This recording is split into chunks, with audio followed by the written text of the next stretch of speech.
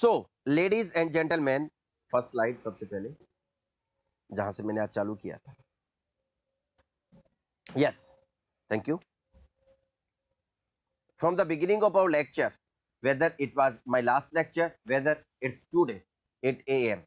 सुबह 8 बजे आज या फिर पहले पिछले लेक्चर में, I told you when I started the topic of preparium, जब मैंने preparium का टॉपिक चालू किया था, then in very easy way I told you that there are 5 tasks that we are going to discuss in this chapter. Involution, लो किया, involution पढ़ लिया, लो किया पढ़ लिया था पिछले लेक्चर में, यूज ऑफ कॉन्ट्रासेप्शन भी पिछले लेक्चर में पढ़ लिया था, to prevent sepsis. And in today's lecture from 8 to 9 AM, 8 बजे से 9 बजे तक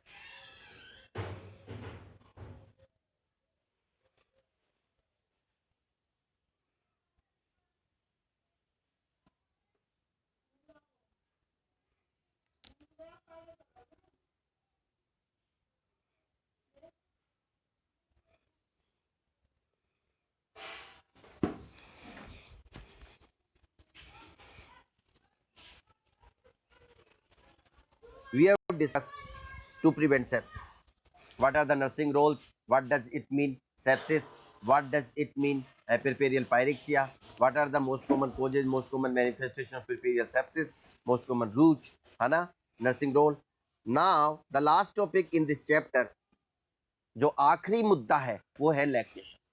So let's start with topic number 5, lactation. Lactation का मतलब है कि डिलीवरी के बाद वो पीरियड जिसमें दूध बनता है, दूध बनने के बाद औरत अपने बच्चे को दूध पिलाती है 6 महीने 8 महीने, this period is known as lactation, उसको हम लैक्टेशन बोलते हैं.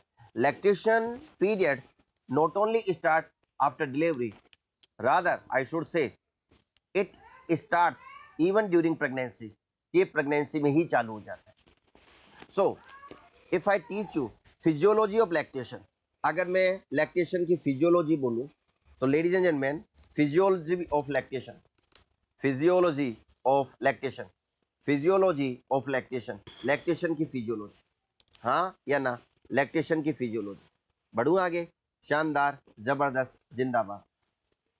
फिजियोलॉजी ऑफ लैक्टेशन, लैक्टेशन की फिजियोलॉजी, हाँ या ना, दैट्स गुड. पहली आप कह सकते हो the very first topic is mammogenesis. Mammogenesis, सबसे पहले औरत के ब्रेस्ट का निर्माण होता है. Development of the breast, development का मतलब मैं ये नहीं बोलूँगा कि डेवलपमेंट का मतलब है कि वो तो आप प्यूबर्टी पर होता है, समोरदर भी है, rather I should say preparation of the breast. Mammogenesis that is preparation of the breast for milk. बोलो यस और no.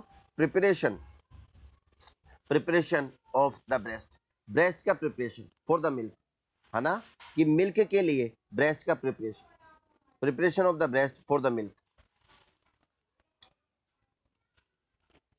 Of the breast. Now how do the breast prepare, कि ब्रेस्ट कैसे prepare होते हैं.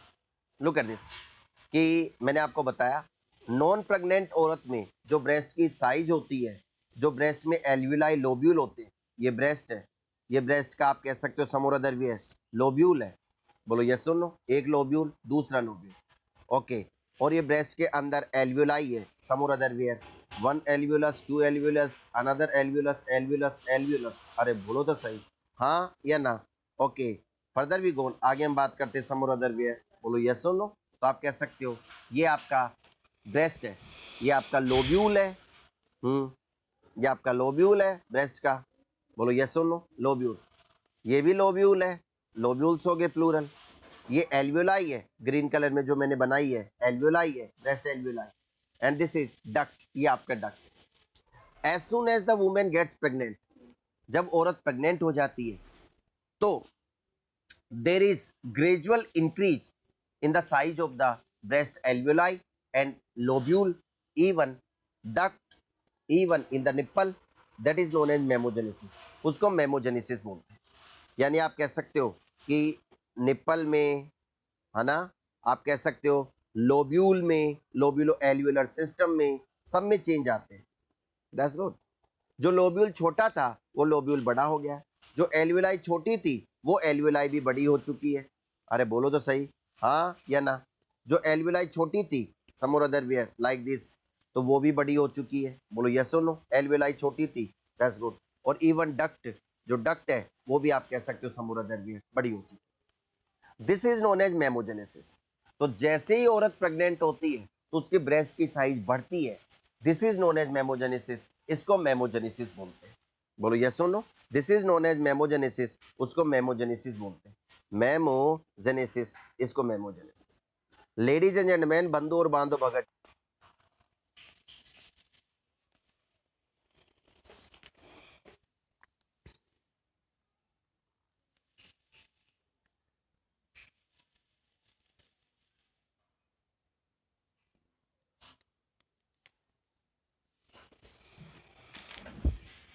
चलो। Preparation of the breast, breast को prepare करना pregnancy में। And mammogenesis start some or other where at 4 to 8 week and approximately I should say 6 to 8 week. यानी अगर 4 वीक का अंतराल हो तो 4 से 8 वीक पर। And it continues during whole course of pregnancy, ये पूरी प्रेगनेंसी चलता है। ब्रेस्ट की साइज पूरी प्रेगनेंसी में बढ़ती है, बट इट स्टार्ट्स, ये चालू होता है अराउंड 4 to या between 4 to 8 weeks of gestation. और अगर 2-4 का रेफरेंस हो, 4 का अंतर हो तो 4 से 8 वीक। और अगर 2 वीक का डिफरेंस हो तो 6 से 8 वीक। तो 2 वीक का डिफरेंस हो तो 6 से 8 वीक। बोलो यस और नो। और आप कह सकते हो 4 वीक का डिफरेंस हो तो 4 से 8 वीक। यानी दूसरे महीने में ब्रेस्ट में खिंचाव होता है, साइज बढ़ती है, तो that is mammogenesis. Ladies and gentleman, we have started the last topic of the puerperium period, that is lactation. And now I am teaching, right now I am teaching the physiology of lactation, की lactation की exact. और पहली phase है आपका मेमोजेनेसिस। सबसे पहले औरत के ब्रेस्ट की साइज में थोड़ा सा इंक्रीज होता है, यानी ब्रेस्ट प्रिपेयर होते हैं। भाई प्रिपेयर का मतलब है preparation of the breast, breast prepare हो रहे हैं। क्योंकि ब्रेस्ट अगर छोटे होंगे तो दूध कम आएगा, और अगर ब्रेस्ट बड़े होंगे तो उनमें दूध ज्यादा आएगा, और दूध ज्यादा आएगा तो बच्चे का पेट ज्यादा भरेगा। नेक्स्ट स्टेप मेमोजेनेसिस के बाद आप कह सकते हो लैक्टोजेनेसिस। बोलो यस और no. Lactogenesis it also start during pregnancy, ये भी प्रेगनेंसी में ही चालू होता है। अरे बोलो तो सही, हाँ ना। हाँ, डिलीवरी के बाद थोड़ा तेजी से और रैपिडली स्टार्ट हो जाता है lactogenesis. Synthesis and secretion from the breast एल्ब्यूलाई। बोलो यस और नो। तो आप कह सकते हो हाँ या ना। Synthesis and secretion, synthesis and secretion. बोलो यस और no. Synthesis and secretion of colostrum. बोलो यस और नो। कोलेस्ट्रम। तो आप कह सकते हो एंड इट स्टार्ट, आप कह सकते हो कब चालू होता है 8 to 10 वीक, और दो में बोलूं तो 10 से 12 वीक। लैक्टोजेनेसिस आपका कब चालू होता है 8 to 12 वीक, 8 से आप कह सकते हो 12 वीक पर, बोलो तीसरे महीने में। और आप कह सकते हो 10 से 12 वीक, 10 to 12 वीक्स, 10 से 12 वीक, 10 to 12 वीक्स। उसके बाद आप कह सकते हो फॉर एग्जाम्पल लैक्टोजेनेसिस का मतलब अब कोलेस्ट्रम बनने लगे हैं। Synthesis and secretion of colostrum, colostrum का निर्माण और कोलेस्ट्रम का सीक्रेशन, दैट इज लैक्टोजेनेसिस। अगर 8 वीक से पहले, 2 महीने से पहले अगर औरत में अबॉर्शन होता है, 8 वीक से पहले, 2 महीने से पहले अगर औरत में अबॉर्शन होता है, तो कोई कोलेस्ट्रम नहीं निकलेगा। 8 वीक से पहले, 2 महीने से पहले अगर औरत ने एमटीपी किट लेके इलीगली, या फिर एमटीपी करवा के लीगली, या फिर स्पॉन्टेनियस अबॉर्शन, अपने आप अबॉर्शन हो गया, तो बच्चा बिगड़ने के बाद there will be no milk ejection. Milk ejection नहीं होगा, क्योंकि मिल्क सीक्रेशन ही नहीं होगा, तो इजेक्शन कहां से। पर अगर औरत के 10 वीक पर, 11 वीक पर, 12 वीक पर बच्चा बिगड़ जाता है, तो अब बच्चा बिगड़ गया, तो बच्चा बिगड़ गया, तो अब औरत जब बच्चा बिगड़ गया तो फिर आप कह सकते हो कि थोड़ा थोड़ा मिल्क निकल सकता है, कोलेस्ट्रम निकल सकता है कुछ दिनों के लिए, क्योंकि उसमें लैक्टोजेनेसिस की प्रोसेस चालू हो चुकी है। और ये आप देखना प्रैक्टिकली, कई बार तो ये होता है किन्हीं किन्हीं औरतों में 5वां महीना चल रहा है, 6ठा महीना चल रहा है, बच्चा पेट में है, यूट्रस में, कोख में, फिर भी अपने आप ही मिल्क का इजेक्शन हो जाता है। क्यों? क्योंकि हो सकता है 6ठे 7वें 8वें महीने में ऑक्सीटोसिन ज्यादा आ रहा हो, सीक्रेशन चालू हो ही गया। Ladies and men, what I want to say you, there are 4 phases of lactation. Lactation की 4 phases है. The first phase is mammogenesis, enlargement of the breast, that means preparation of the breast for the breast milk और the colostrum. breast बड़े हो रहे हैं, यानी ये pregnant होने से पहले और ये प्रेगनेंसी में 4 से 8 वीक और उसके बाद. Always remember, mammogenesis start at 4 to 8 week of gestation. That means in second month of the pregnancy, but it continues during the whole course of pregnancy. ये पूरी pregnancy में continue रहती है. Second step of the आप कह सकते हो lactation is lactogenesis. Second step है lactogenesis, synthesis and secretion of colostrum. It also start at 8 to 12 weeks of gestation. That means in third month of gestation. And 2 week में बोले तो 10 से 12 week यहाँ पर कोलेस्ट्रम बनेगा. ये क्वेश्चन आपके एम्स में पूछा गया है कि कितने वीक पर अगर बच्चा बिगड़ता है तो औरत के दूध निकलेगा. 10 से 12 वीक, 12 वीक.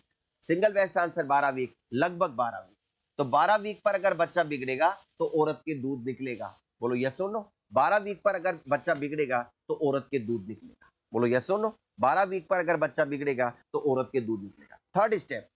थर्ड स्टेप की अगर मैं बात करूं बंधु और बांधो भगतजनों, जो कि मोस्ट इंपोर्टेंट है, वो आपकी समरोदर्वीय गैलेक्टोकाइनेसिस. हाँ या ना? ओके, समरोदर्वीय. ओके, गैलेक्टोकाइनेसिस. अब गैलेक्टोकाइनेसिस का मतलब है कि जब पिछले डायग्राम में देखिए कि मेमोजेनेसिस के तहत आपका एल्यूलाई बढ़ गए थे. इस डायग्राम में लैक्टोजेनेसिस के तहत एल्यूलाई के अंदर लोब्यूल के अंदर दूध आ गया. एल्यूलाई के अंदर लोब्यूल के अंदर दूध आ गया. अब इस दूध को निकालने के लिए जो प्रोसेस होती है उसको हम बोलते हैं गैलेक्टोकाइनेसिस. गैलेक्टो का मतलब मिल्क और काइनेसिस का मतलब गतिज ऊर्जा, मिल्क इजेक्शन. बोलो यस और नो. और ये BSF, CRPF, RUHS, post basic, post MSc, है ना, इन एग्जाम में पूछा गया क्वेश्चन है. तो ये बहुत ही इंपॉर्टेंट क्वेश्चन है from the point of view of CHO exam. Galacto यानी मिल्क और काइनेसिस यानी इजेक्शन, मिल्क इजेक्शन. जब दूध का इजेक्शन होता है उसको हम गैलेक्टोकाइनेसिस बोलते हैं. Milk ejection, galactokinesis, milk ejection. और मिल्क इजेक्शन कब चालू होता है? आप कह सकते हो कभी कभी प्रेगनेंसी में भी दूध निकल जाता है. Never ever forget, yes, there is line written in DC Datta. Sometime galactokinesis can be seen, can be noted, can occur even during pregnancy. But mostly galactokinesis occur after the birth of child. बच्चे के जन्म के बाद. और गैलेक्टोकाइनेसिस के लिए जो most important factor है वो 2 हैं. एक आपका सकलिंग रिफ्लेक्स. अगर जितनी बार बच्चा दूध पिएगा, जितनी बार, दिन में 8 से 10 बार, 9 बार, 10 बार, 11 बार, 8 बार, 9 बार, 10 बार, 11 बार, हर 2-3 घंटे में, तो जितनी बार बच्चा दूध पिएगा आप कह सकते हो उतना ही ज्यादा, आप कह सकते हो कि समोबियर उतना ही ज्यादा ऑक्सीटोसिन आएगा. अरे बोलो तो सही. और ऑक्सीटोसिन आएगा तो कहीं ना कहीं मिल्क इजेक्शन करवाए. तो पहला सकलिंग रिफ्लेक्स और दूसरा ऑक्सीटोसिन हार्मोन, ऑक्सीटोसिन हार्मोन आप कह सकते हो. और इसीलिए ऑक्सीटोसिन का दूसरा नाम है गैलेक्टोकाइनेटिक हार्मोन. लाल पेन, नीले पेन, काले पेन, हरे पेन से लिख लेना, नहीं है तो उधार मांग लेना कि ऑक्सीटोसिन का सीधा सीधा क्वेश्चन आता है which hormone is known as galactokinetic hormone. तो ऑल्सो नोन एज आप कह सकते हो galactokinetic hormone. Galactokinetic hormone, galactokinetic hormone. Galacto यानी मिल्क, काइनेटिक यानी बाहर निकालना, इजेक्शन. इजैकुलेशन मत बोल देना, नहीं तो ब्रेस्ट में से कुछ और ही निकलेंगे. Ejaculation is the term used only for sperm ejaculation, semen ejaculation, है ना. तो गैलेक्टोकाइनेटिक हार्मोन. बोलो यस और no. So ladies and gentleman, this is one of the most important question. और मुझे पता है आपकी काबिलियत पे मुझे भरोसा ही है, हो गया आजकल. कोई डाउट ही नहीं है कि आप कितने काबिल हो, ये सब जानते हैं. पर अगर यहाँ पर जितने भी बच्चे देख रहे हैं उनमें से अगर 10 बच्चे भी नहीं जानते, 50 बच्चे भी नहीं जानते, तो अपना मेरा सौभाग्य है कि कम से कम 50 बच्चे तो नई बात सीखेंगे. सो लेडीज एंड जेंटलमैन, बंधु और बांधो भगतजनों, व्हाटएवर से यू, गैलेक्टोकाइनेसिस का मतलब है मिल्क इजेक्शन, यानी दूध का बाहर निकलना। अरे बोलो तो सही। आओ मैं आपको एक कहानी सुनाता हूँ। आप सब लोग गाँवों से हो और गाँव में गाय होती है और भैंस होती है। अरे बोलो तो सही। गाँव में काउज होती है, बफेलोज होती है। अरे बोलो तो सही, हाँ या ना। और गाय और भैंस होती है। आप जानते हो जब गाय बछड़े को जन्म देती है तो फिर गाय का डेली दूध धोते हैं। और दूध धोने से पहले, दूध निकालने से पहले हम बछड़े को छोड़ते हैं, जिसको हम लेमन लैंग्वेज में पावसाना बोलते हैं। तो बछड़े को क्यों छोड़ते हैं? ताकि बछड़ा हट्टा कट्टा हो जाए? नेवर नेवर नेवर, इतना दयावान कोई भी नहीं है भाई इस दुनिया में। हम बछड़े को, अगर मैं बोलूँ some or other where let's good, these are the four nipples of the cows, है ना। ये काउ के फोर निपल है, you can see. So ladies and man, तो बछड़ा जब आप कह सकते हो दूध पीता है, तो जब बच्चा सक करता है, सकलिंग रिफ्लेक्स, बछड़ा जब सक करता है तो माँ की ममता जाग उठती है। हम बछड़े को इसलिए छोड़ते हैं कि गाय को बेवकूफ बना सके। और जैसे ही बछड़ा दूध पीता है तो उस गाय की ममता जाग उठती है, उस माँ की ममता जाग उठती है, और उसके पिट्यूटरी ग्लैंड से, पर्टिकुलरली पोस्टीरियर पिट्यूटरी से ऑक्सीटोसिन रिलीज आ जाता है। ऑक्सीटोसिन हार्मोन रिलीज हो जाता है, और ऑक्सीटोसिन हार्मोन कॉन्ट्रैक्शन करवाएगा और मिल्क इंजेक्शन में मदद करवाएगा। यस यस यस, आओ प्रयोग करें।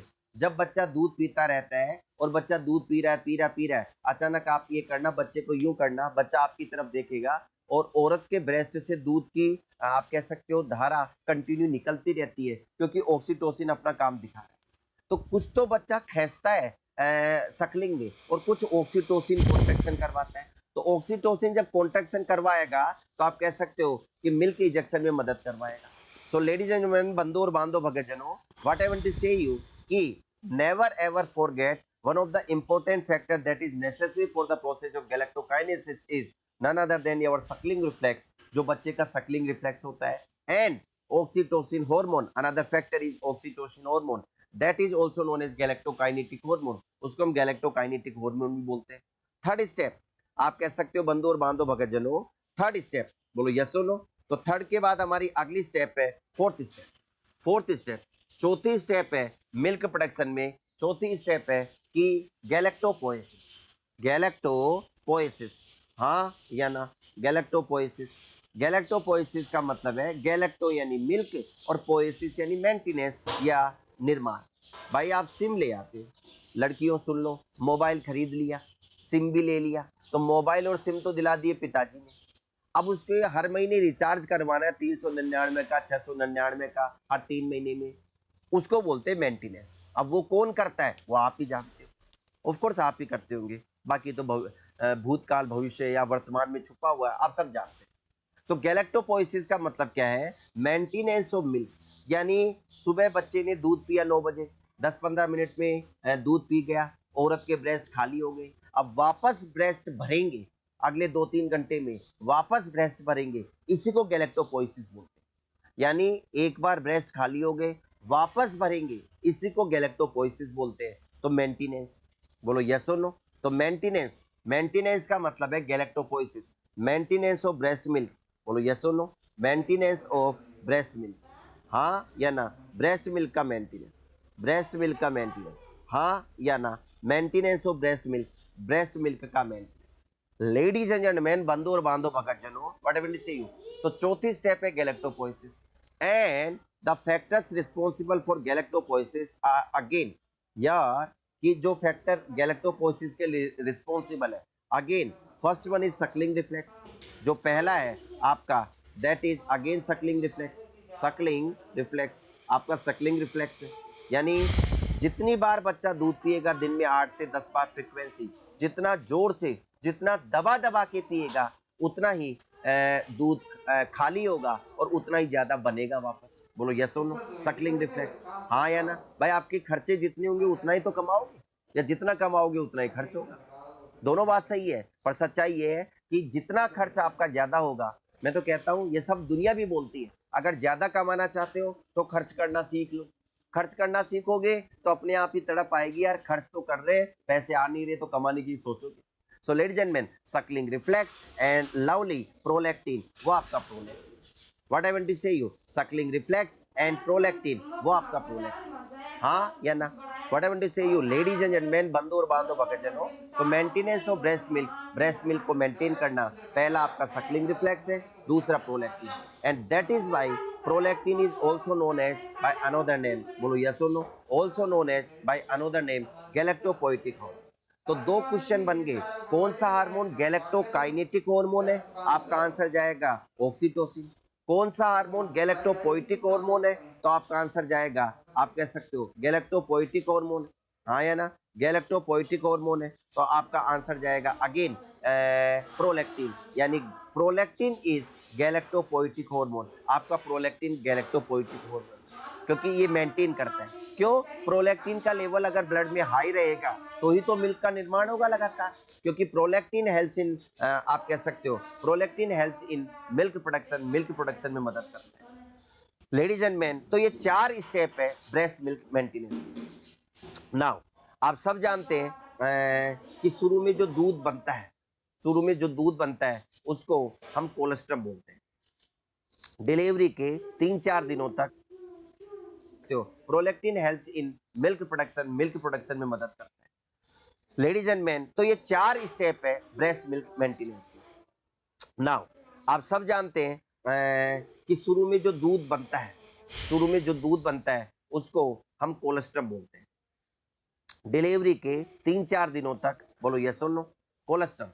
तो आपका कोलेस्ट्रम की अगर मैं डेफिनेशन बोलूं, ये सब जानते हैं, तो डिलीवरी के बाद सम अदर वेयर, यस पेयूसी भी बोलते हैं शायद, आई डोंट नो, हाँ लेमन लैंग्वेज में, डायलेक्ट में, प्रांतीय भाषा में उसको पेयूसी भी, अलग अलग जगह अलग अलग हो सकता है, गाढ़ा सा। तो कोलेस्ट्रम है ना, कई तो तड़प रहे हैं कि सर चैट ऑन करो, फिर देखते हैं कि हम बताते हैं क्या क्या बोलते हैं। कोई बात नहीं, I am not going to open your chat box. So colostrum की अगर मैं बात करूं तो थिक येलोइस, गाढ़ा होता है, येलोइस पीला सा होता है ना, येलोइस, जो सीरस फ्लूइड होता है ना, सीरस फ्लूइड होता है, some or other where, secreted from the breast, बोलो यस और no, secreted from the breast, secreted from the breast, बोलो यस और नो, ब्रेस्ट से जो सीक्रेट होता है, secreted from the breast in, तो थिक येलोइश, आप कह सकते हो serous fluid, secreted from the breast से सीक्रेट होता है इन फर्स्ट 3-4 डेज, शुरू के 3-4 दिनों में, हाँ या ना? From the breast in first 3-4 days is known as colostrum, ये गाढ़ा होता है, बोलो यस और नो। फिर उसके बाद ट्रांजिशन मिल्क होता है, फिर उसके बाद आपका ब्रेस्ट मिल्क। चलो फिलहाल मैं अगर डायरेक्ट दो ही बोलूं, कोलेस्ट्रम के बाद दूध पतला होता जाता है, व्हाइट होता जाता है, उसमें पानी की मात्रा बढ़ती जाती है, व्हाइट होता जाता है, तो फिर प्रोटीन की मात्रा थोड़ी कम होती जाती है, तो that is known as breast milk. तो कोलेस्ट्रम के बाद फिर आपका ब्रेस्ट मिल्क आता है, कोलेस्ट्रम के बाद फिर आपका ब्रेस्ट मिल्क, बोलो यस और नो। तो ब्रेस्ट मिल्क आप जानते हैं, बोलो यस और नो, कि आप कह सकते हो कि थिन है, व्हाइट कलर का जो फ्लूइड है आफ्टर कोलेस्ट्रम। तो कोलेस्ट्रम के बाद जो आता है, मैं ट्रांजिशन मिल्क का नाम बोल रहा हूँ पर इट्स ओके, ट्रांजिशन मिल्क वो आप you have been taught probably and you are taught in pediatric, but I don't want to mention after colostrum के बाद। What I want to tell you, what I want to teach you, difference between colostrum and breast milk. जो breast milk होता है वो 5-7 दिन बाद, delivery के 5-7 दिन से चालू हो जाता है, 8-10 दिन से, और वो वाइट और आप कह सकते हो लिक्विड हो जाता है।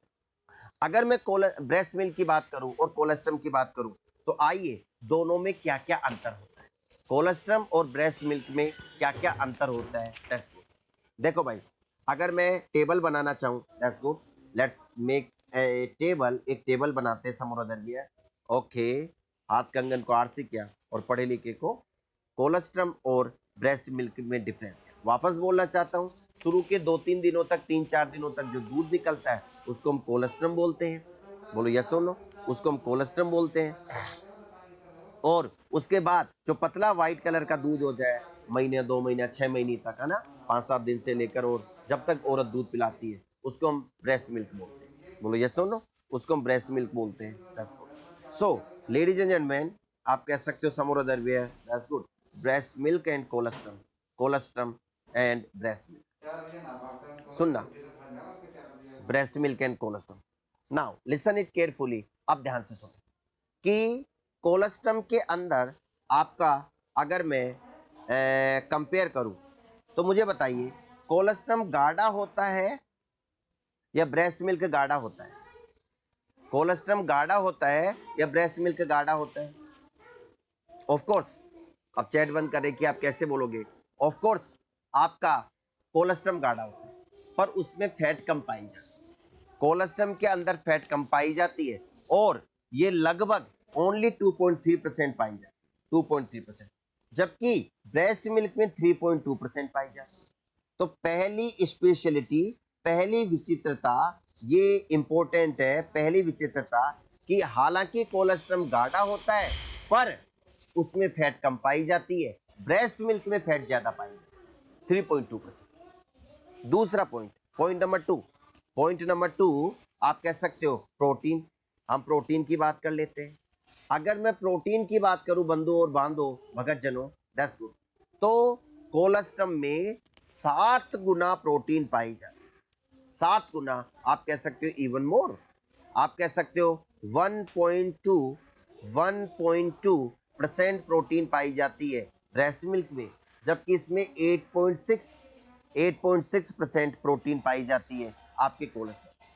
तो चाहे 7 गिलास दूध पी लो ब्रेस्ट मिल्क का, ब्रेस्ट मिल्क, या 1 गिलास पी लो कोलेस्ट्रम, बराबर प्रोटीन मिलेगी।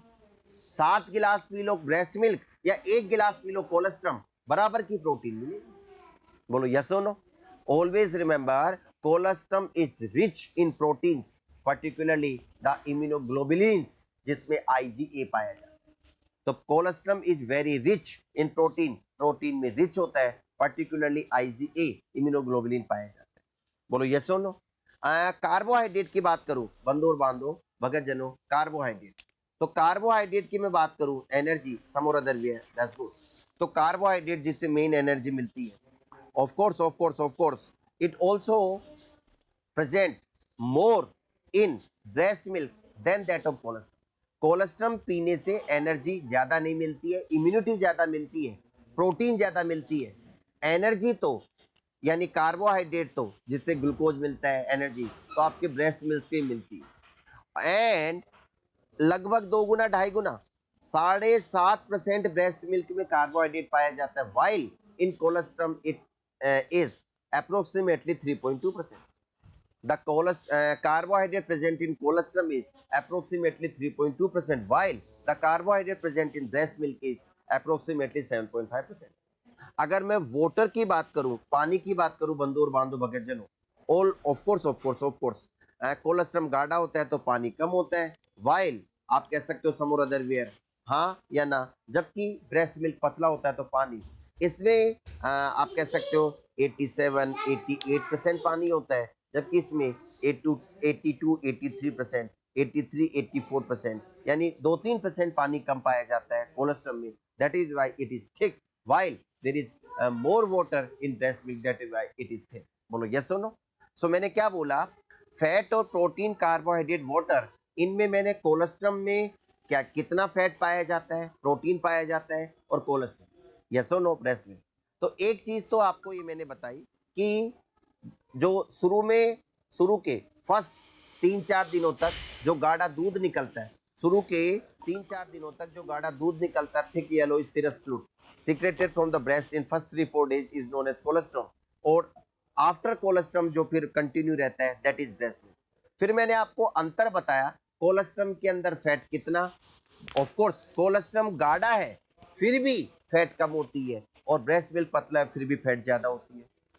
Protein, of course colostrum is very rich in protein, protein में बहुत ज्यादा रिच होता है, while there is less amount of protein breast milk, breast milk में प्रोटीन कम पाई जाती है।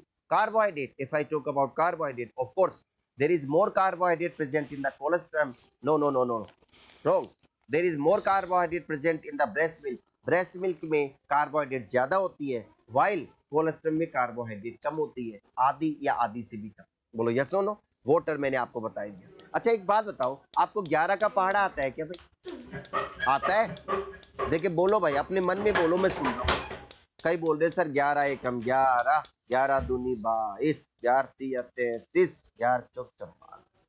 बहुत बढ़िया, मुझे तुम पर इतना गर्व है, बस बोलूंगा नहीं कितना। सबके पॉइंट लगा दो, लगा दिया। ऑलवेज रिमेंबर कि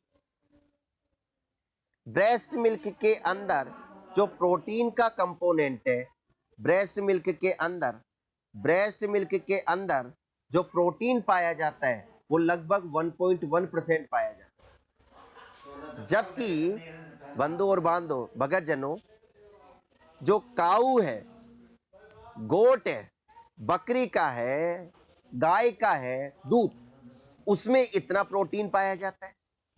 अरे बोलो तो सही। सर ये 11 का पहाड़ा क्या सिखा रहे हो, क्यों टाइम पास कर रहे हो?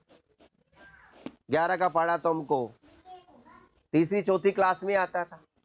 मैंने कहा बच्चा है क्या ये 11 का पहाड़ा? कंपोजिशन ऑफ या protein content in various type of breast milk. हाँ, तो हेडिंग क्या डालोगे? हेडिंग क्या डालोगे? प्रोटीन कंटेंट, प्रोटीन कंटेंट, बोलो यस और no, in various type of breast milk, in various type of breast milk. अरे बोलो तो सही, various type of, various types of, excellent, breast milk. Breast milk के अंदर ब्रेस्ट टाइप, ब्रेस्ट मिल्क, हाँ या ना? या ब्रेस्ट नहीं बोलूंगा मैं, ज्यादा बढ़िया। Various type of milk, various type of milk, भांति भांति के, नाना प्रकार के जो दूध पाए जाते हैं। बताओ कितने प्रकार के दूध? गाय का दूध, बकरी का दूध, भैंस का दूध, ऊंट का दूध, ऊंटनी का, सॉरी ऊंट का नहीं, ऊंटनी का, ऊंटनी का दूध। अरे बोलो तो सही, हाँ या ना? बिल्कुल, राजस्थान में तो ऊंट का दूध, ऊंटनी का दूध अच्छा चलता है। बोलो यस और नो। ऊंट का दूध, ऊंटनी का दूध, बोलो यस और नो, हाँ या ना?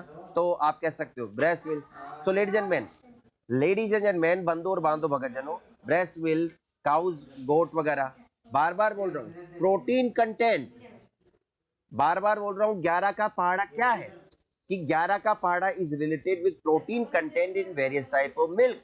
विभिन्न प्रकार के दूधों में, भांति भांति के दूधों में प्रोटीन कंटेंट, बोलो यस और no. 1.1% breast milk, okay. Cows goat, और सबसे गाढ़ा होता है आपका भैंस का दूध, आपका मीन्स भैंस का दूध। 4 पॉइंट बफेलोस। अरे बोलो तो सही, बफेलोस, बोलो यस और नो, बफेलोस मिल्क, हाँ या ना? तो कहने का मतलब कि सर ये 2.2 क्या? मैंने कहा 2.2 कुछ नहीं होता है। फिर सर क्यों लिखा आपने 2.2? मैंने कहा बचपन के दिन याद करो, जब आपके घर पे मामा जी आते थे, मामा जी ढोक, मामा जी प्रणाम, अरे चिंटू क्या हाल है? बस ठीक। मामा जी टोपी नहीं लाए? नहीं टोपी लाया हूँ, टोपी दूंगा, ले 11 का पहाड़ा सुना। तो अब 11 का पहाड़ा सुनाते थे, 11 एकम 11, 11 दूना 22, 11 पंजे 55, 11 दाई के 110, लाओ टोपी। तो अगर मैं 2.2 नहीं बोलता, 1.1, 3.3, तो क्या सर 2.2 रह गया? तो ये तो 11 का पहाड़ा याद करवाने के लिए लिखा है, बाकी यहाँ पर कोई मतलब नहीं है। There is no use of 2 point. Always remember ladies and man, अभी नवोदय विद्यालय का एग्जाम हुआ था लास्ट ईयर, उसमें क्वेश्चन पूछा गया था protein content in various types of milk. विभिन्न प्रकार के दूधों में, भांति भांति के दूधों में protein content, protein content in various types of milk, 1.1% in breast milk. अरे बोलो तो सही, 1.1% इन ब्रेस्ट मिल्क। जो लेट आए उनको मैं लास्ट बार बोलना चाहूंगा, अगर आपको इस चैनल पे क्लास लेनी है, टाइम चेंज होगा, कोई फिक्स नहीं है, कोई गारंटी नहीं है। We are not bounded by you, हम आपके द्वारा बाउंडेड नहीं है। तो जिनको क्लास लेनी है सब्सक्राइब करें चैनल को, बेल आइकन दबा देना, ये आपके लिए इंफॉर्मेशन है ताकि आपको नोटिफिकेशन, और रात को सो तो नेट ऑन करके सोना ताकि आपको कहीं ना कहीं नोटिफिकेशन मिले। नेट बंद करके सोगे, नोटिफिकेशन कैसे मिलेगा? So protein content in various types of milk, 1.1% in breast milk, औरत के दूध में 1.1%। बोलो यस और नो? हाँ, हालांकि 1.2% होता है। तुम कहोगे क्योंकि कई बच्चे तो छोटी छोटी बात पकड़ते हैं, सर आपने पिछले स्लाइड में तो 1.2 बताया था ब्रेस्ट मिल्क। ये नवोदय विद्यालय में क्वेश्चन पूछा गया था, Navodaya NVS, Navodaya Vidyalaya staff nurse, कुछ ऐसा था। Navodaya Vidyalaya, Navodaya Vidyalaya, last year 2019, yes yes yes, जुलाई अगस्त में हुआ था विद्यालय, है ना? एनवीएस, बोलो यस और नो। एनवीएस का एग्जाम था, अगस्त में था 2019, लास्ट ईयर। क्वेश्चन पूछा गया था कि औरत के मिल्क में, ब्रेस्ट मिल्क में प्रोटीन कितना पाया जाता है? आंख मीच के, दिमाग खोल के सटाक से आंसर लगाना 1.2%। फिर तुम कहोगे सर यहाँ तो 1.1 बता रहे हो, क्योंकि आप तो बात ही ऐसी पकड़ती हो ना बारीकी। भाई ये 11 का पहाड़ा फिट बैठ जाए इसलिए याद करने के लिए बताया, एग्जैक्ट आंसर 1.2% है। 12 का पहाड़ा बोलता है तो 12 दूनी 24, 12 तिया 36, 12 चौक 48, सब मामला होच पोच हो जाता है। अरे बोलो तो सही। अब तुम बोलोगे सर काऊ और गोट का दूध मैं मान ही नहीं सकता, हम मान ही नहीं सकते एक जैसा होता है। सर बकरी का दूध पतला आता है, मैंने कहा बिल्कुल सही है, बकरी का दूध पतला आता है, पर बकरी के दूध में हो सकता है प्रोटीन का कंटेंट, इमेजिन करो बकरी के दूध में 3.1 पाया जाता है, हो सकता है काऊ में 3.5 हो, पर दोनों 3.3 के आसपास है, इसलिए मैंने दोनों को लिख दिया। समझ में आ रहा नहीं आ रहा? Yes, I accept, I admit that there is less amount of protein present in goat's milk than that of present in the cow's milk, कि काउज मिल्क की तुलना में बकरी के दूध में जो आपका प्रोटीन पाया जाता है वो आपका ऑफ कोर्स बकरी के दूध में कम पाया जाता है। पर हो सकता है, मैं बार बार बोल रहा हूँ, बकरी के दूध में, बकरी का दूध बिल्कुल पतला होता है, आप कह सकते हो। फिर उसके बाद काऊ का थोड़ा गाढ़ा, फिर आप कह सकते हो ब्रेस्ट मिल्क, मैं बोलूंगा ब्रेस्ट मिल्क पतला, उसके बाद बकरी का, बकरी के बाद काऊ का, क्योंकि ब्रेस्ट मिल्क को अगर आप स्टोर करोगे तो ऐसा लगेगा जैसे पानी ही हो, है ना? That's good. Look at this, ये मैं क्यों बता रहा हूँ, अब सुनना इसकी इंपॉर्टेंस क्या। क्या दुनिया में 100 औरतें डिलीवरी देती है? सुनना, अगर दुनिया में 100 औरतें डिलीवरी दी तो 100 औरतों ने डिलीवरी दी, तो क्या 100 की 100 औरतें ब्रेस्ट फीडिंग करती है? नहीं, हो सकता है 90 करे, 95 करे ब्रेस्ट फीडिंग करती है, और 5 औरतें, 5-7 औरतें, अरे बोलो तो सही, 5-7 फीमेल या फिर दूध नहीं पिलाती है, अरे बोलो तो सही। हो सकता है उन औरतों में दूध नहीं बने, 5 to 10% दूध नहीं बने, हो सकता है उनमें बच्चे में सकलिंग रिफ्लेक्स पुअर हो, अरे बोलो तो सही, दूध पी नहीं पा रहा है ना? तो उस कंडीशन में हम बाहर का दूध पिलाते हैं, आर्टिफिशियल फीडिंग करते हैं, अरे बोलो तो सही, आप कह सकते हो आर्टिफिशियल फीडिंग करते हैं, बोलो यस बोलो। तो आर्टिफिशियल फीडिंग करते हैं, लोग गांवों में औरत या शहरों में, छोटे शहरों में दूध वाला, है ना, आजकल तो कह रही है डेयरी ने ज्यादा वो ले लिया है, पर आज से 20-30 साल पहले शहरों में, छोटे शहरों में, बड़े शहरों में, है ना, एक अच्छा था बेचारे गाँव के लोगों के लिए, किसानों के लिए, है ना, गाँव से साइकिल उठाई, ड्रम में दूध भरा और घर घर जाके दूध बेच के आते थे, है ना? That's good.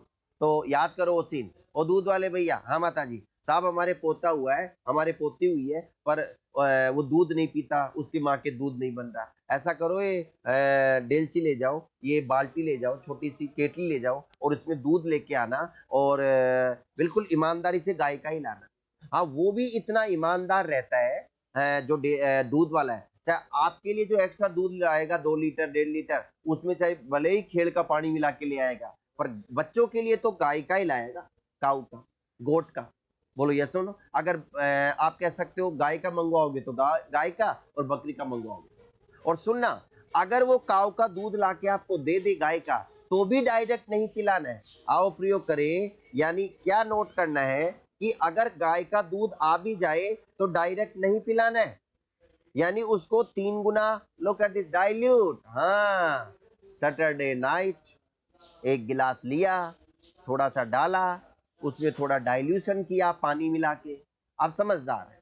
Ladies and man, बंधु और बांधो भगत जनों, मैं क्या कहना चाह रहा हूं आपको कि लुक एट दिस, आओ प्रयोग करें, बच्चे का पैक बनाएं, पटियाला या आई डोंट नो, या प्रिपेरियल वाला, आई डोंट नो, पटियाला या प्रिपेरियल वाला, प्रिपेरियल वाला या ब्रेस्ट फीडिंग वाला। तो ladies and gentleman, breast feeding वाला पैक बनाते हैं, दैट्स गुड। पटियाला पैक जोड़ो, ब्रेस्ट फीडिंग पैक लगाओ, दैट्स गुड। तो ब्रेस्ट फीडिंग अगर मैं पैक बोलूं, समोरा दरवी है, बोलो यस बोलो, ब्रेस्ट फीडिंग पैक बोलूं, तो ब्रेस्ट फीडिंग पैक में क्या करना है, गाय का दूध लें, यस यस यस, और गाय के दूध को अगर आपने माना कि 50 ml लिया, तो 50 ml में लगभग 100 ml पानी मिलाएं, यस यस यस, तभी तो माँ के दूध के बराबर बनेगा, अरे बोलो तो सही, माँ के दूध के बराबर बनेगा, उसमें 100 ml पानी बनाए, और पानी मिलाने के बाद अब वो औरत के दूध के बराबर बन जाएगा, यानी उसको थोड़ा डाइल्यूट करके। लेडीज एंड जेंटलमैन, हर चीज इंपॉर्टेंट होती है, काम में आती है, पानी मिला दिया, मिक्स कर लिया, डाइल्यूट कर लिया, बोतल के ढक्कन लगाया और बच्चे को गट गट गट गट गट पिला दिया। लेडीज एंड मैन, ये प्रोटीन कंटेंट क्यों पूछा जाता है, ये प्रोटीन कंटेंट इसलिए पूछा जाता है ताकि आप आर्टिफिशियल फीडिंग कर सके, और डायरेक्ट गाय का दूध या डायरेक्ट भैंस का दूध। और भैंस के दूध की तो बात ही छोड़ो, 4 गुना पानी मिला के, 3-4 गुना पानी मिला के तब डाइल्यूट करना पड़ेगा। अरे बोलो तो सही, शानदार, जबरदस्त, जिंदाबाद। Ladies and gentleman, protein content, this question has been asked in previous exam, particularly in NSV.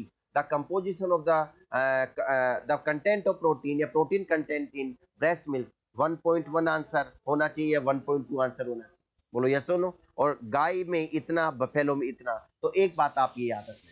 अगला मेरा टॉपिक, एक स्वस्थ औरत, बोलो यस और नो। अगला मेरा टॉपिक है एक स्वस्थ औरत, बोलो यस और नो।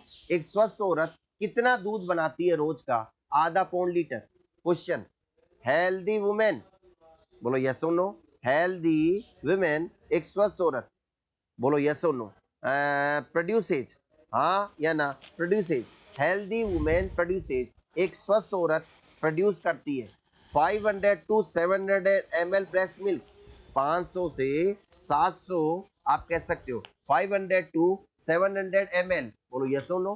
500 से 700 या 500 to 800 ml पर डे।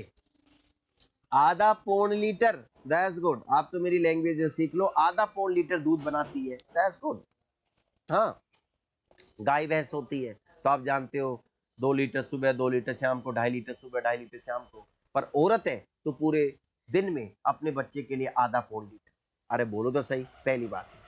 दूसरा question, extra kilo calorie, extra energy requirement, ये सब पढ़ा चुका हूं। Extra energy requirement, extra energy requirement, बोलो यस और नो। एक्स्ट्रा एनर्जी रिक्वायरमेंट, हाँ या ना। रिक्वायरमेंट ड्यूरिंग लैक्टेशन, लैक्टेशन के लिए कितनी, आप कह सकते हो extra energy requirement during lactation, lactation के लिए कितनी extra kilo calorie energy requirement. And again your answer should be, आपका आंसर होना चाहिए 550 to 600। बेस्ट आंसर है 600 kilo calorie per day extra, आप कह सकते हो पर डे एक्स्ट्रा। यानी अगर पहले, अगर मॉडरेट वर्किंग औरत है तो मॉडरेट वर्किंग को 2200 तो वैसे ही चाहिए, पर ऐसी औरत जो दूध पिला रही है, लैक्टेटिंग मदर है, ऐसी औरतों को सम और अदर वेयर कहीं ना कहीं प्लस 600 किलो कैलोरी एक्स्ट्रा देनी है। 600 किलो कैलोरी यानी 2200 टोटल पूछे लैक्टेशन में, 2200 प्लस 600 2800 एक्स्ट्रा पूछे आपको 600 किलो कैलोरी, हाँ या ना। 600 kilo calorie plus 600 kilo calorie, बोलो यस और नो। तो extra energy requirement during lactation, lactation के दौरान एक्स्ट्रा एनर्जी कितनी चाहिए? Plus 600 kilo calorie per day, 600 kilo calorie per day. अगर रेंज में पूछे 550 से 600, that I also told to you yesterday या probably in my previous lecture, ये मैंने प्रीवियस लेक्चर में पढ़ा है। So there are 2 more important question that can be asked, जो पूछे जा सकते हैं। Healthy women produces 500 to 800 ml milk per day, बोलो यस और नो। प्रोड्यूसेस मिल्क, मिल्क कितना प्रोड्यूस करती है? 500 to 800 ml milk per day. Extra energy requirement plus 600, 550 to 600 kilo calorie, बोलो यस और नो। नाउ अगला, फैक्टर्स स्टिमुलेटिंग या stimulating factors, यानी कौन कौन से फैक्टर है विच इंक्रीजेज द मिल्क प्रोडक्शन, है ना। तो स्टिमुलेटिंग फैक्टर्स या factors that stimulate milk production, जो मिल्क प्रोडक्शन को बढ़ा देते हैं। स्टिमुलेट मिल्क प्रोडक्शन, जो मिल्क प्रोडक्शन को बढ़ा देते हैं। पहला, मिल्क प्रोडक्शन को बढ़ाने के लिए कौन कौन से फैक्टर रिस्पॉन्सिबल है? पहला, प्लेंटी ऑफ फ्लूइड इनटेक, जितना ज्यादा दूध पियोगे उतना ज्यादा दूध बनेगा, दैट्स गुड। जितना ज्यादा पानी पियोगे उतना ज्यादा दूध बनेगा, that's good. Fluid intake, fluid intake आप कह सकते हो, फ्लूइड इनटेक जितना ज्यादा, यस, दूध पियोगे, मेरा डायलॉग है, पानी पियोगे तो पानी निकलेगा ब्रेस्ट से, घी पियोगे तो घी निकलेगा, यानी उसमें फैट ज्यादा होगी, बच्चे के लिए स्वस्थ है। इसीलिए तो देसी घी के लड्डू बनाते हैं, है ना, क्योंकि देसी घी के लड्डू में फैट भी ज्यादा होती है। आटे के बनते हैं, गेहूं के आटे के, तो उनमें कार्बोहाइड्रेट भी होता है, गेहूं में कार्बोहाइड्रेट, तो एनर्जी भी मिलती है। अरे काजू बादाम और डाल देते हैं, हाई कैलोरी, क्योंकि ड्राई फ्रूट्स में, बोलो यस और no. Fluid intake, okay. Regular and frequent, regular and frequent breast feeding, regular and frequent breast feeding, frequent breast feeding, frequent breast feeding, बोलो यस और नो, ब्रेस्ट फीडिंग हाँ या ना। औरत हर 2-3 घंटे में दूध पिलाए और फ्रिक्वेंट रेगुलर पिलाए, छोड़े नहीं, बोलो यस और नो, हर बार टाइम टू टाइम फिक्स कर दे दूध पिलाते रहे, बोलो यस और नो।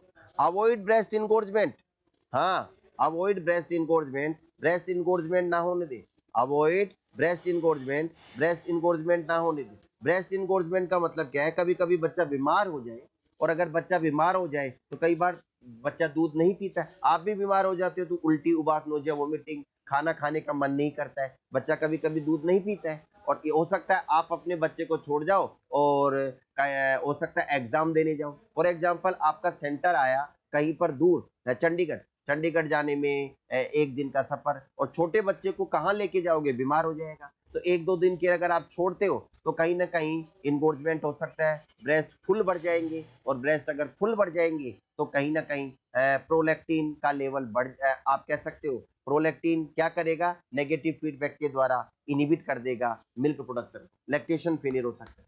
तो अवॉइड ब्रेस्ट इनगोर्जमेंट, बोलो यस और नो। जो आप कह सकते हो, तो अवॉइड ब्रेस्ट इनगोर्जमेंट हाँ या ना, अवॉइड ब्रेस्ट इनगोर्जमेंट यानी ब्रेस्ट इनगोर्जमेंट नहीं करे, होने दे। अगर बच्चा दूध नहीं पी रहा किसी कारण से, 1 दिन 2 दिन 6 घंटे 12 घंटे 14 घंटे, तो कहीं ना कहीं सिरिंजिंग के द्वारा, पंपिंग के द्वारा दूध निकालते रहे, खाली करते रहे, बोलो यस और नो, दूध निकालते रहे, खाली करते रहे, तो अवॉइड ब्रेस्ट इनगोर्जमेंट, ब्रेस्ट इनगोर्जमेंट अवॉइड करना है। अरे बोलो तो सही, शानदार, जबरदस्त, जिंदाबाद। लेडीज एंड जेंटलमैन, बंधु और बांधव भगतजनों, तो fluid intake, regular and frequent breast feeding, avoid breast engorgement, और अगर आपको दूध बढ़ाना है ना, पर आप मत ले लेना tablet metoclopramide, metoclopramide, pramide anti emetic drug है, MCP, metoclopramide MCP anti emetic drug है, और मैं इतना जानता हूं टैबलेट मेटक्लोप्रोमाइड, दैट्स गुड। देखो भाई पढ़ाऊं, चलो 10 mg TDS, 10 mg TDS दिन में 3 बार, एक बार सुबह, एक बार दोपहर में, एक बार शाम को, दिन में 3 बार TDS 4-5 दिन तक अगर आप लेते रहे तो मिल्क प्रोडक्शन बढ़ सकता है।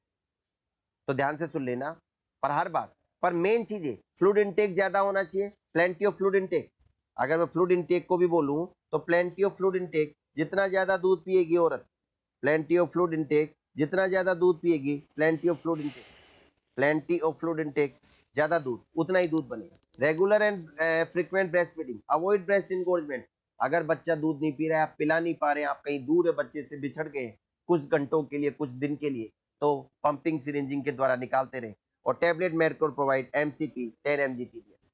देखो भाई मैं इतना ही जानता हूं, इंडिया वर्सेज पाकिस्तान, बताइए अगर इंडिया और वर्सेज पाकिस्तान का मैच चल रहा है, बोलो यस और नो, और इंडिया के प्लेयर धमाधम छक्के छक्के छक्के मार रहे हैं, तो ये पाकिस्तान के लिए अच्छी बात है, बुरी बात, बुरी बात है।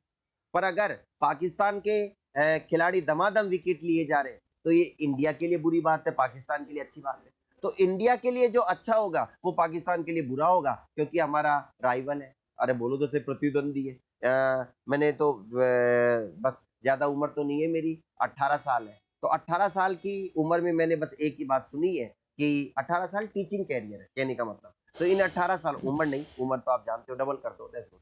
सो लेडीज एंड जेंटलमैन, मैंने क्या बोला, 18 साल के टीचिंग कैरियर में एक ही बात सुनी है, इंडिया वर्सेज पाकिस्तान। यही अखबार, अखबार वालों को भी मजा नहीं आता जब तक पाकिस्तान का नाम नहीं छापते, जबरदस्ती नहीं है तो भी कहीं से ढूंढ ढांड के छापी देंगे। तो इंडिया वर्सेज पाकिस्तान, और डोपामीन वर्सेज, डोपामीन नहीं बोल रहा हूं, डोपामीन, कहीं तुम डोपामीन समझ लो, डोपामीन, अरे बोलो तो सही, डोपामीन वर्सेज प्रोलैक्टिन, बोलो यस और नो। लेडीज एंड जेंटलमैन, बंधु और बांधव भगतजनों, what I want to say you, अगर प्रोलैक्टिन का लेवल बढ़ेगा, इतना समझ लो, अगर प्रोलैक्टिन का लेवल बढ़ेगा तो डोपामीन का लेवल कम होगा, और अगर डोपामीन का लेवल बढ़ेगा, बोलो यस और नो, तो प्रोलैक्टिन का लेवल कम होगा। अरे बोलो तो सही, प्रोलैक्टिन का लेवल कम होगा। तो अब आपको समझ में आ गया, इंडिया की अच्छाई है, इंडिया में अच्छी बात है तो पाकिस्तान के लिए बुरा है। और अगर डोपामीन की बात करूं तो डोपामीन का लेवल बढ़ गया तो प्रोलैक्टिन का लेवल कम होगा, और डोपामीन का लेवल कम हो गया तो प्रोलैक्टिन का लेवल बढ़ेगा। लेडीज एंड मैन, ये जो आपकी मेटक्लोप्रोमाइड है, मैंने क्या बोला, फार्मा में मेरा बड़ा हाथ तंग है, पर कोई बात नहीं, जितना भी है आपको इतना ही आना चाहिए, इससे ज्यादा हाथ आपका भी वो नहीं होना चाहिए। D2 एगोनिस्ट है, नहीं नहीं, D2 एंटागोनिस्ट, D2 एंटागोनिस्ट है, बोलो यस और नो। D2 एंटागोनिस्ट है, क्यों? अब आप लगा लो मैकेनिज्म, बोलो यस और नो। क्योंकि अगर डोपामिन का लेवल कम होगा तो कहीं ना कहीं प्रोलैक्टिन का लेवल बढ़ेगा और मिल्क का प्रोडक्शन ज्यादा होगा। तो D2 को काम नहीं करने देती, D2 रिसेप्टर को ब्लॉक करती है, अरे बोलो तो सही, डोपामिन रिसेप्टर को ब्लॉक करती है, तो प्रोलैक्टिन का लेवल बढ़ेगा, और प्रोलैक्टिन का लेवल बढ़ेगा तो ब्रेस्ट मिल्क बढ़ेगा, दैम ब्रेस्ट मिल्क यानी दूध का निर्माण ज्यादा होगा। अरे बोलो तो सही, हाँ या ना? शानदार, जबरदस्त, जिंदाबाद। तो ये एंटी एमेटिक ड्रग है, तो आप टैबलेट में एमसीपी मेट्रोप्रोमाइड दे सकते हैं। D2 एंटागोनिस्ट है, D2 यानी डोपामिन के लेवल को कम करेगी, डोपामिन को काम नहीं करने देगी, तो बंदो और बांधो, प्रोलैक्टिन का लेवल बढ़ेगा 10 mg TDS दिन में 3 बार। Now my next topic is factors inhibiting breast milk production. मेरा अगला टॉपिक है फैक्टर्स, बोलो यस और नो। फैक्टर्स इनहिबिटिंग, बोलो यस और नो, ब्रेस्ट मिल्क प्रोडक्शन, जो ब्रेस्ट मिल्क के प्रोडक्शन को कम कर देते हैं। ब्रेस्ट मिल्क प्रोडक्शन, बोलो यस और नो, जो ब्रेस्ट मिल्क के प्रोडक्शन को कम कर देते हैं। Factors inhibiting breast milk production, बोलो यस और नो, ब्रेस्ट मिल्क प्रोडक्शन को जो कम कर देते हैं।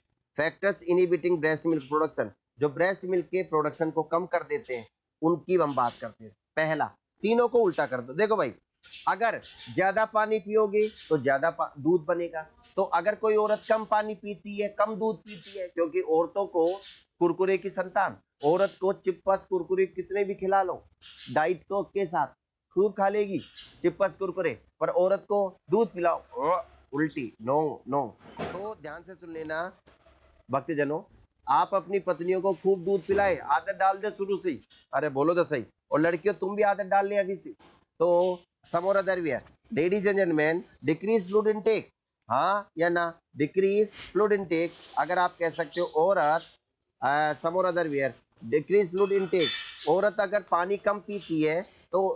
दूसरी बात, अगर ब्रेस्ट इंगोर्जमेंट हो गया है, अगर औरत 4 दिन के लिए पौंडीचेरी एग्जाम देने चली गई है बच्चे को छोड़ के, सिरिंजिंग पंपिंग नहीं की, तो दूध सूख जाएगा।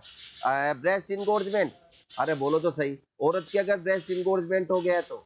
ओके, कहानी को आगे बढ़ाते हैं। और कौन कौन से फैक्टर है जो ब्रेस्ट मिल्क प्रोडक्शन को कम करते हैं, है ना? इरेगुलर इनफ्रीक्वेंट ब्रेस्ट फीडिंग, हाँ या ना? Irregular infrequent, excellent, irregular infrequent, excellent, अरे बोलो तो सही, इरेगुलर इनफ्रीक्वेंट ब्रेस्ट फीडिंग। अगर औरत, यस, हो सकता है आप कह सकते हो कि आप कोचिंग आ जाते हो पढ़ने के लिए, 6 घंटे 7 घंटे क्लास चलती है, बच्चा रहता है, तो वो 7 घंटे का गैप लग गया, जबकि बच्चे को हर 2 घंटे में 2.5 घंटे में दूध पिलाना है। तो इरेगुलर इनफ्रीक्वेंट ब्रेस्ट फीडिंग, शानदार, जबरदस्त, जिंदाबाद। ऐसे बच्चे चाहिए जिनको समझ में सब आए और याद भी सब रहे। Irregular infrequent breast feeding. और कौन कौन से फैक्टर है जो मिल्क प्रोडक्शन को, अगर स्ट्रेस है, हाँ, कम करते हैं, बोलो यस और नो। डिप्रेशन है, एंग्जाइटी है, बोलो यस और नो। डिप्रेशन है, एंग्जाइटी है, बोलो यस और नो। अगर औरत को डिप्रेशन है, एंग्जाइटी है, तो भी ब्रेस्ट मिल्क प्रोडक्शन कम हो सकता है, बोलो यस और नो, हाँ या ना? डिप्रेशन है, एंग्जाइटी है। और कौन कौन से फैक्टर है जो ब्रेस्ट मिल्क को कम करते हैं, बोलो यस और नो। रिलक्टेंस, रिलक्टेंस, रिलक्टेंस, बस अपना लेक्चर खत्म होने वाला जल्दी, दैट्स गुड, ये चैप्टर खत्म होने वाला है, दैट्स गुड। रिलक्टेंस, और आप कह सकते हो रिलक्टेंस और एप्रीहेंशन, एप्रीहेंशन, बोलो यस और no. Apprehension to nursing care, अगर नर्सिंग केयर को, यस, आप औरत को अच्छी टेक्निक बता रहे हैं, ऐसे बैठना है, ऐसे पिलाना है ना? आप ब्रेस्ट को क्लीन कर रहे हैं गुनगुने पानी से हर बार, या आप जानते हैं जब भी ब्रेस्ट फीड करें हर बार गुनगुने पानी से करें, साबुन नहीं लगाएं, नहीं तो निप्पल ड्राई हो जाएंगे, क्रैकिंग हो सकती है। केवल गुनगुने पानी से, गुनगुने पानी से, दैट्स गुड, ताकि पसीना छूट जाए। तो आप केयर कर रहे हैं ब्रेस्ट की, आप गुनगुने पानी से साफ करना चाहते हैं, औरत आपको हटा रही है, नहीं नहीं जरूरत है, तो रिलक्टेंस और एप्रीहेंशन टू नर्सिंग केयर। अगर औरत नर्सिंग केयर को सपोर्ट नहीं कर रही है, मना कर रही है, तो वो भी आप कह सकते हो। Poor development of nipple, poor development of nipple, बोलो यस और no. Poor development of nipples, nipples का डेवलपमेंट पुअर है, बोलो यस और नो। और आप कह सकते हो रिट्रैक्टेड निपल्स, हाँ या ना। रिट्रैक्टेड निपल्स, रिट्रैक्टेड निपल, अगर निपल धस गए छोटे, क्यों? अगर निपल छोटे हैं तो बच्चे के मुंह में अच्छी तरह नहीं जा पाएंगे, और बच्चे के मुंह में नहीं जा पाएंगे तो बच्चा सकलिंग रिफ्लेक्स नहीं कर पाएगा, तो सकलिंग रिफ्लेक्स नहीं करेगा तो लैक्टेशनल फेलियर हो सकता है, बोलो यस और नो, हाँ या ना। पेनफुल, आप कह सकते हो बंदो और बांधो, पेनफुल निपल, बोलो यस और नो। पेनफुल निपल्स, और आप कह सकते हो ब्रेस्ट लीजन, पेनफुल निपल्स और ब्रेस्ट लीजन, बोलो यस और नो। ब्रेस्ट लीजन, और जैसे कि फॉर एग्जांपल क्रैक निप्पल है, बोलो यस और नो। क्रैक निप्पल है, या फिर आप कह सकते हो बंदो और बांधो भगत जनो ब्रेस्ट एब्सेस है, ब्रेस्ट एब्सेस है, हाँ या ना। सम और अदर वेयर, बोलो यस और no. So ladies and gentleman, बंदो और बांधो भगत जनो, अगला इन एंडोजिनस सप्रेशन ऑफ प्रोलैक्टिन, हो सकता है औरत के किसी कारण की वजह से, do not forget some or other where, बोलो यस और नो। क्रैक निप्पल है, या फिर आप कह सकते हो बंदो और बांधो भगत जनो ब्रेस्ट एब्सेस है, ब्रेस्ट एब्सेस है, हाँ या ना। सम और अदर वेयर, बोलो यस और no. So ladies and gentleman, बंदो और बांधो भगत जनो, अगला इन एंडोजिनस सप्रेशन ऑफ प्रोलैक्टिन, हो सकता है औरत के किसी कारण की वजह से, do not forget Sheehan syndrome, Sheehan ischemic necrosis of prolactin, औरत की डिलीवरी चल रही थी, डिलीवरी में ब्लड लॉस ज्यादा हो गया, 500 से ज्यादा, ओके। हो सकता है डिलीवरी के बाद प्रिपेरियम पीरियड में 1000 ml, 1500 ml, 2000 ml blood loss ज्यादा हो गया, तो ऑक्सीजन कैरिंग कर किसी भी कारण की वजह से, आई डोंट नो, कारण कुछ भी हो सकता है, सप्रेशन ऑफ, बोलो यस और no. Endogenous suppression of prolactin, अगर औरत में प्रोलैक्टिन हार्मोन आना कम हो गया है, रीजन कैन बी एनी, है ना, कुछ भी हो सकता है कि, पर मेनली जो फॉर एग्जांपल सियान सिंड्रोम, आप जानते हैं सियान सिंड्रोम, बोलो यस और नो। सियान सिंड्रोम, हाँ या ना। सियान सिंड्रोम, यस। तो आप कह सकते हो सियान सिंड्रोम, सियान सिंड्रोम की अगर मैं बात करता हूँ some or other where, ischemic necrosis of pituitary gland, आप जानते हैं ischemic necrosis of pituitary gland, ischemic necrosis of pituitary gland, हाँ या ना। Ischemic necrosis of pituitary gland की ischemic necrosis. So ladies and gentleman, बंधु और बांधव भगत जनों, तो ऑफ कोर्स, तो अगर सियान सिंड्रोम की अगर मैं बात करता हूँ some or other where, ischemic necrosis of pituitary कम हो गया है, रीजन कैन बी एनी, है ना, कुछ भी हो सकता है कि, पर मेनली जो फॉर एग्जांपल सियान सिंड्रोम, आप जानते हैं सियान सिंड्रोम, बोलो यस और नो। सियान सिंड्रोम, हाँ या ना। सियान सिंड्रोम, यस। तो आप कह सकते हो सियान सिंड्रोम, सियान सिंड्रोम की अगर मैं बात करता हूँ some or other where, ischemic necrosis of pituitary gland, आप जानते हैं ischemic necrosis of pituitary gland, ischemic necrosis of pituitary gland, हाँ या ना। Ischemic necrosis of pituitary gland की ischemic necrosis. So ladies and gentleman, बंधु और बांधव भगत जनों, तो ऑफ कोर्स, तो अगर औरत के प्रोलैक्टिन नहीं आ रहा है, या फिर औरत कोई ड्रग्स ले रही है ना, आप कह सकते हो प्रोलैक्टिन इनहिबिटिंग ड्रग्स, बोलो यस और नो। प्रोलैक्टिन इनहिबिटिंग ड्रग्स, हाँ या ना। इनहिबिटिंग ड्रग्स, अगर कोई औरत प्रोलैक्टिन इनहिबिटिंग दवाइयां ले रही है, ड्रग्स ले रही है, तो यस और नो। ड्रग्स वो नहीं जो आजकल कई एक्ट्रेस को जेल में डाल चुका, ड्रग्स मीन्स मेडिसिन, बोलो यस और no. For example pyridoxine, vitamin बी6, हाँ या ना। पायरिडोक्सिन, तो पायरिडोक्सिन भी लैक्टेशनल फेलियर करता है, बोलो यस और नो। विटामिन बी6 वो भी आपका लैक्टेशनल फेलियर करता है, बोलो यस और no. For example diuretics, diuretic के बारे में इतना समझ लो, अगर औरत डायूरेटिक लेगी तो यूरिन ज्यादा बनेगा, और यूरिन विटामिन बी ड्रग्स ले रही है, तो यस। प्रोलैक्टिन इनहिबिटिंग ड्रग्स, हाँ या ना। इनहिबिटिंग ड्रग्स, अगर कोई औरत प्रोलैक्टिन इनहिबिटिंग दवाइयां ले रही है, ड्रग्स ले रही है, तो यस और नो। ड्रग्स वो नहीं जो आजकल कई एक्ट्रेस को जेल में डाल चुका, ड्रग्स मीन्स मेडिसिन, बोलो यस और no. For example pyridoxine, vitamin बी6, हाँ या ना। पायरिडोक्सिन, तो पायरिडोक्सिन भी लैक्टेशनल फेलियर करता है, बोलो यस और नो। विटामिन बी6 वो भी आपका लैक्टेशनल फेलियर करता है, बोलो यस और no. For example diuretics, diuretic के बारे में इतना समझ लो, अगर औरत डायूरेटिक लेगी तो यूरिन ज्यादा बनेगा, और यूरिन ज्यादा बनेगा तो ब्लड का वॉल्यूम कम होगा औरत में, और ब्लड का वॉल्यूम कम होगा क्योंकि ब्लड वॉल्यूम से ही आपका दूध बनता है, प्लाज्मा से ही छन छन के 10 को। तो डायूरेटिक, अगर औरत ब्रोमक्रिप्टिन, बोलो यस और नो, और ब्रोमक्रिप्टिन के बारे में मैं बार बार यही बोलूंगा, D2 एगोनिस्ट है, बोलो यस और नो। आप कह सकते हो एक डोपामिन एगोनिस्ट है, D2 एगोनिस्ट है, बोलो यस और नो।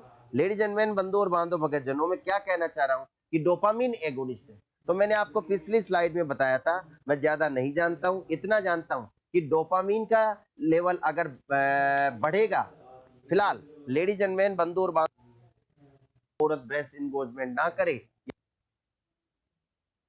फिलहाल ladies and man, the topic of puerperium और पोस्टनेटल खत्म हुआ। बस एक बात मैं आपको ऐड करना चाहूंगा, एक बात, ये क्वेश्चन है, चलो बढ़िया जो बने हुए हैं, क्वेश्चन क्या है कि पोस्टनेटल होनी चाहिए, वो 3 से 6 होनी चाहिए। Total number of postnatal visits, your answer must be, should be 3 to 6। आपका आंसर होना चाहिए 3 to 6। Yes yes yes, 3 to 6। एक औरत को 3 से 6 मिनिमम है विजिट्स, मिनिमम मिनिमम विजिट्स है, मिनिमम विजिट्स है, कम से कम 3 से 6 बार जाना चाहिए, बोलो यस और नो। एवरेज 4-5 बार तो जाना ही चाहिए। कब कब? एक तो 0 डे, आप जानते हो 0 डे का मतलब डिलीवरी वाले दिन, एक 3rd डे, बोलो यस और नो। आप कह सकते हो तीसरे चौथे दिन डिस्चार्ज करते हैं, एक 7th डे पे डिस्चार्ज करते हैं, बोलो यस और नो। 7th डे पे वापस दिखाने जाए, और 42nd डे जब प्रीपेरियम पीरियड खत्म हो जाए। तो ये 4 आप कम से कम दिखाने जा सकते हो दैट्स गुड। हालांकि 3 से 6 बीच में भी जा सकते हो आप 4 वीक पर, यानी जब आपको कोई प्रॉब्लम हो। बहुत बढ़िया चेलाराम, बहुत बढ़िया चेलाराम है, चीलाराम है, Khushboo Sisodia 3 to 6, okay that's good. Folic week पर, यानी जब आप डे, जब प्रीपेरियम पीरियड खत्म, तो तीसरे चौथे दिन डिस्चार्ज करते, एक 7th डे पे डिस्चार्ज करते, बोलो यस और नो। 7th डे पे वापस दिखाने जाए, और 42nd डे जब प्रीपेरियम पीरियड खत्म हो जाए। तो ये 4 आप कम से कम दिखाने जा सकते हो दैट्स गुड। हालांकि 3 से 6 बीच में भी जा सकते हो आप 4 वीक पर, यानी जब आपको कोई प्रॉब्लम हो। बहुत बढ़िया चेला, क्वेश्चन में करवा देंगे। इन द है, पीएससी पर आती है, वो आपकी 400 माइक्रोग्राम है, बिल्कुल ठीक है, 500 माइक्रोग्राम। और जो दी जानी चाहिए, जो रियली में आइडियली, वो WHO जो सजेस्ट करता है, WHO जो कहता है, वो 400 माइक्रोग्राम, और 400 माइक्रोग्राम को 0.4 mg बोलते हैं बच्चे। तो फोलिक एसिड अगर आप दे रहे हो अकेला, तो 400 माइक्रोग्राम दे, यानी 0.4 mg, बोलो यस और नो, 0.4 mg। और जो दी जाती है पीएससी पर tablet, IFME iron folic acid tablet में 500 माइक्रोग्राम, दैट्स गुड। मेटलाल सैली, बहुत अच्छी बात है। हाँ, पोस्टमार्टम पढ़ाएंगे, टॉपिक मेरा अगला टॉपिक वही है, मनीष शर्मा पंडित, आज शाम को। एक बच्चे ने बोला सर पोस्टमार्टम की मैनेजमेंट, आज मेरा अगला टॉपिक है, शाम को मैं ही लूंगा क्लास, और PPH का टॉपिक होगा। चैनल सब्सक्राइब करें, लाइक चलो कोई बात नहीं, मत करो, जो भी डिसलाइक करो। अवर साइड CHN की क्लासेज भी होगी, ओके, प्रे फॉर हिम। आप अपने CHN टीचर के लिए प्रे करें, बिकॉज शनै विद्या शनै वित्तम पंचेतानि शनै शनै। Till then, till evening, I will come back at 8 PM। आज 8 बजे आऊँगा।